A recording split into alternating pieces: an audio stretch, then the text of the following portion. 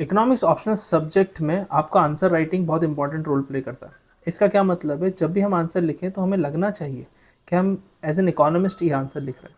Simple सी चीज़ है, जब UPSC आपसे एक एक्सपर्ट की तरह आंसर डिमांड करेगा तो वो चाहते हैं कि आप जो टर्म इकोनॉमिक्स में यूज़ होती हैं उनको यूज़ करें। सबसे पहले हम समझते हैं कि सपोज फॉर एग्जांपल एक क्वेश्चन आता है इन्फ्लेशन से रिलेटेड। वो इन्फ्लेशन से रिलेटेड जो क्वेश्चन है, अगर आप उसको एडीएस मॉडल की तरह से समझाना चाहोगे तो किस तरह से समझाओगे, इस वीडियो में हम समझेंगे। अब सबसे पहले एडीएस मॉडल होता क्या है, aggregate demand and aggregate supply model. अब इसमें क्या होता है, जब एडी मॉडल, एडी जो कर्व है आपका वो राइटवर्ड शिफ्ट होता है तो वो डिमांड साइड इन्फ्लेशन दिखाता है, जिसे हम डिमांड पुल इन्फ्लेशन भी कहते हैं। अब इसमें आप सीपीआई का डेटा डाल दीजिए, जैसे लगभग 2025 में 4 से 5% के आसपास इन्फ्लेशन रहा है। अब एडीएस का डायग्राम भी बना दिया आपने, इन्फ्लेशन की डेफिनेशन भी लिख दी, डेटा भी लिख दिया, कनेक्ट भी कर दिया।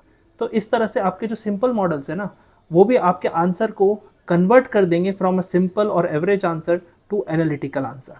क्योंकि यूपीएससी क्या चाहता है कि आप सिर्फ टेक्स्ट बुक या बुक वॉर्म की तरह आप वही कॉपी पेस्ट ना करो बुकिश लैंग्वेज लिख के, आप उस कॉन्सेप्ट को समझो, रियल लाइफ से कनेक्ट करो, कुछ एग्जाम्पल्स ऐसे लिखो, डायग्राम बनाओ, और जो भी सिचुएशन चल रही है इंडिया की इकोनॉमी में उससे कनेक्ट करके दिखाओ।